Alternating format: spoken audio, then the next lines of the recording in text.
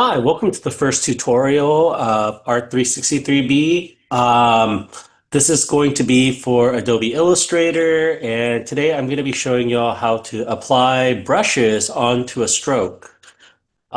So for this assignment, you can locate this on Canvas. If this is for a different semester, please refer to the information on Canvas, or feel free to ask me if you are not sure where it is.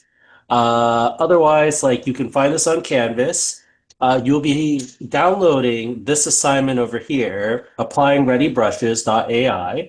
And you will also be downloading this for the assignment as well. So go ahead and click on both of these and just kind of download them.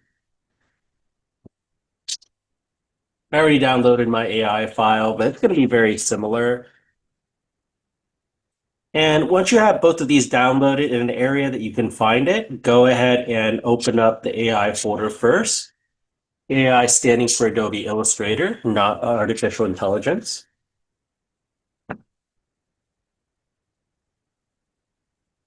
And you should be presented with 5 strokes over here. Now, first and foremost, it for this tutorial, at any time, feel free to pause the video or slow it down if you forget.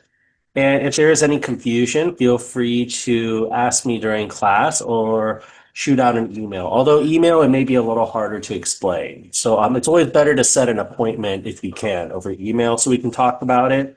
But just to kind of dive right in, first and foremost, you should be greeted with your Adobe Illustrator user interface.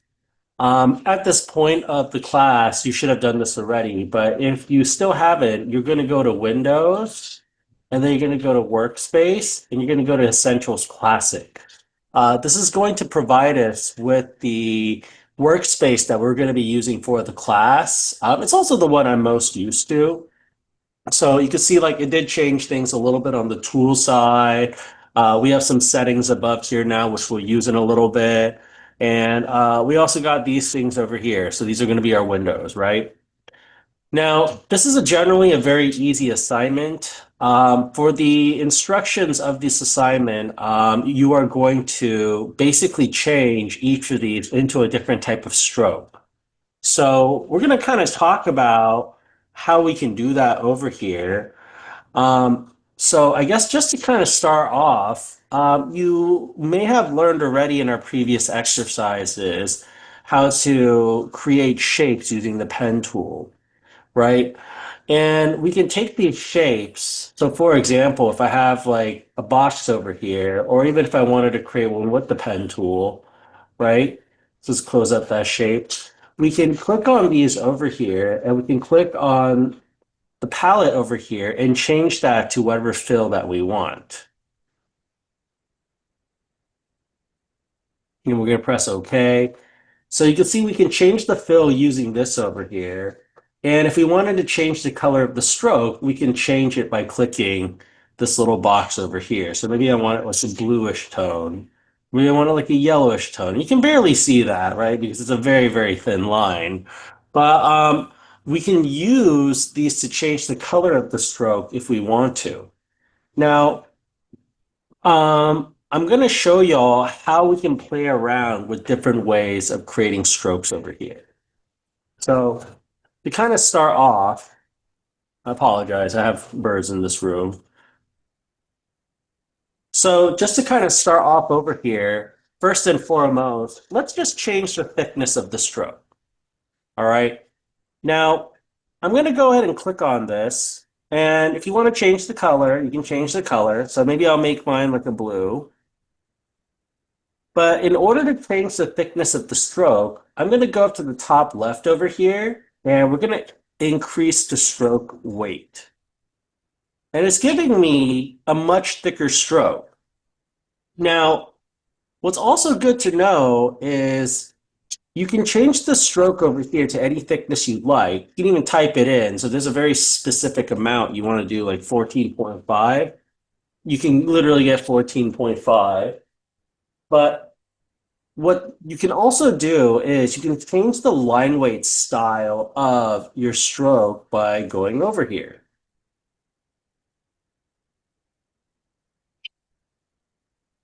And these are just preset ones. I'll show you all how to make your own in a little bit. But what's also good to know is that the only way that this works is if you make sure that this is on basic. So what is the difference between these two windows over here? Now, this is what we call your brush window. You can also activate this by going to Windows and then Brushes. And this should bring up the exact same design table over here. There we go. And your basic brush means that it's just the basic line default line work that Adobe Illustrator has to offer. So it's always going to just stay like kind of like this, where the ends are kind of flat.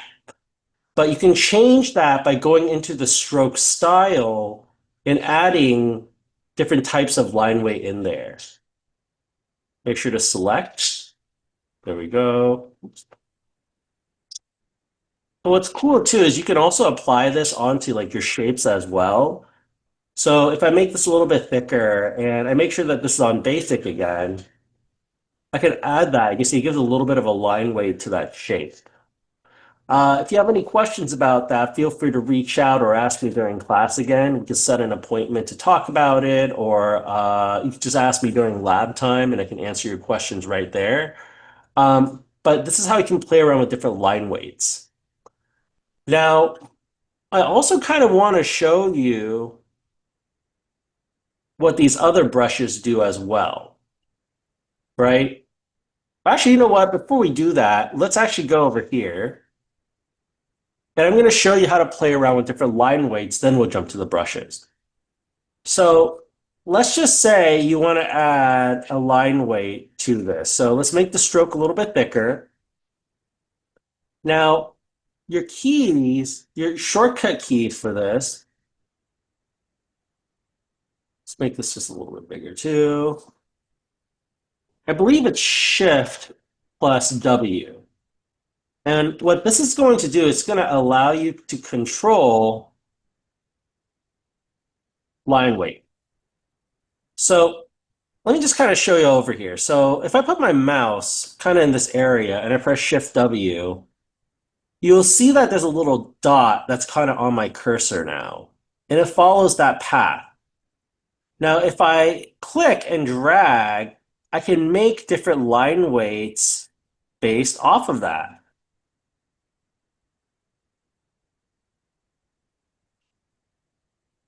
You even make it a point, kind of like that, right? And what's kind of cool about this is we can also go over here, and you can see that there's an image of like the line weight I've created. You can click on this little button, and then you can name this. So maybe you can call this like match shape or something like that. And now you'll get that shape over here as one of your selections for the line weight styles. So that's kind of how you can create more line weight styles. And again, you have to make sure that this is on basic. Now, what happens when it's not on basic? Well, if you click on this, and let's just go ahead and make the line weight thicker again too, just so we can kind of feel a little better.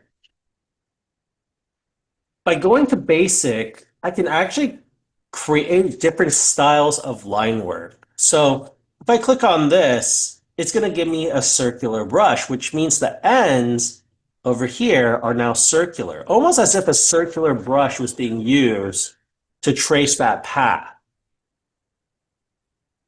If I go over here and I click on this, it's going to give me kind of this brushier texture, right? Whereas maybe if I click on this one over here, it's going to give me this leather stitch texture. Now, unfortunately, we can't add line weight to these because these are set brush styles.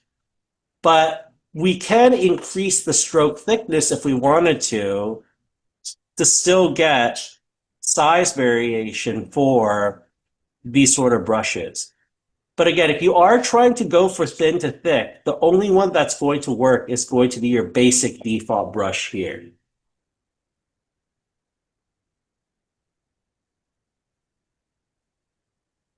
Another trick I want to show y'all is, let's go ahead and click on this one. Let's just make these thicker. Now, if you have Windows Workspace and Essentials Classic on, you should have this little button that says stroke. Now, stroke can be a really cool button to use because if I click on it, it gives me different stroke options. So how I want the end of the shape of my line to look. So you see, I can actually change it to a round shape without it going off of basic this way.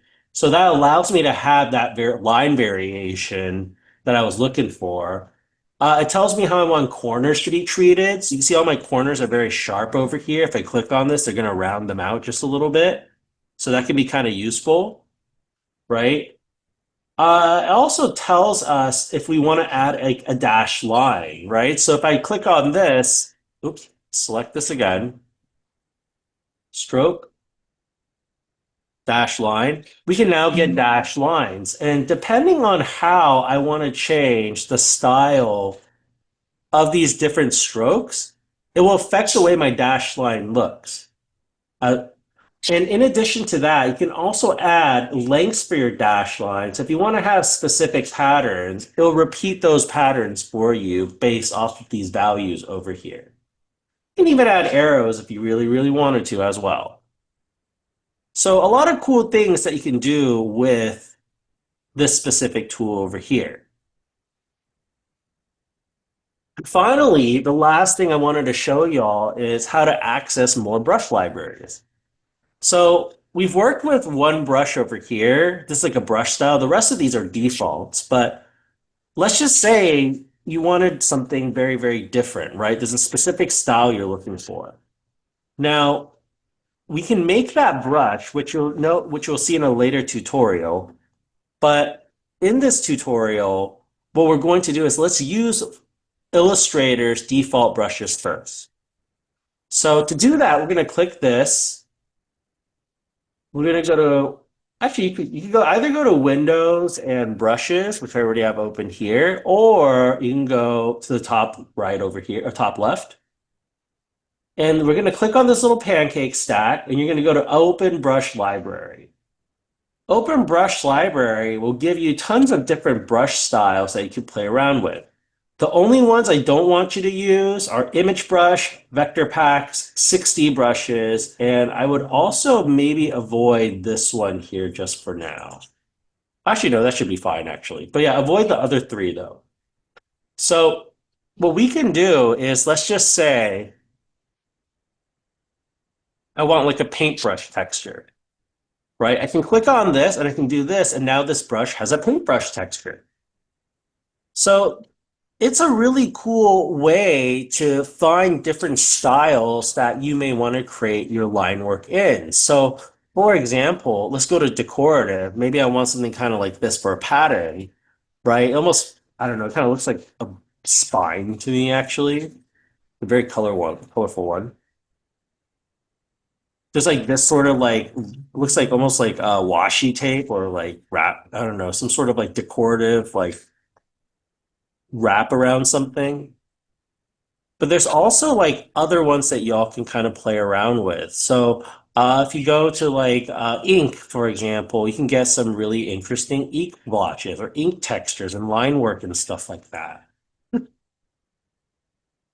Now, before we kind of wrap this up, the last thing I want to do is now remember that file we downloaded with our AI file? You're going to go ahead and navigate to that. I saved it in my downloads file. But you can go to this pancake stack again. Oh, sorry, wrong one. Go to this pancake stack up here, go to Open Brush Library, and go to Other Library. This will allow you to open up this file over here, which is another brush pack that I just found online. Now, what I wanted to show you all through this is that you can even find brushes online to download as well. You can even make your own brushes. Now, we're not going to be doing that for this tutorial, but once you do, you can make your own library and you can upload that to any Illustrator you want. Unfortunately, when you go to different computers, you are going to have to upload all of these things again. But having the files in your Google Drive or on a flash drive can still save a lot of time. Otherwise, that's basically it for the tutorial, y'all. Once all five of these are distinctly different from each other, you can go ahead and save this as a AI and a JPEG. So you can go to File, Save As. Make sure to put your name in the front always, Jesse underscore pack underscore. And then over here, you can go to File. Let's go to Export, Export As. And then we're going to export this as a JPEG. Please don't forget to submit your JPEG. For this one, for projects, I prefer them at 10, but it's okay to keep these ones at medium or lower. I'm going to press OK. That's basically it. If you have any questions about the tutorial, feel free to reach out and we can set an appointment to talk about it. Otherwise, like, feel free to ask me in class, and that's basically it, y'all. Hopefully, you learn how to create different styles of line work using this like tutorial, and I'll see you in the next one.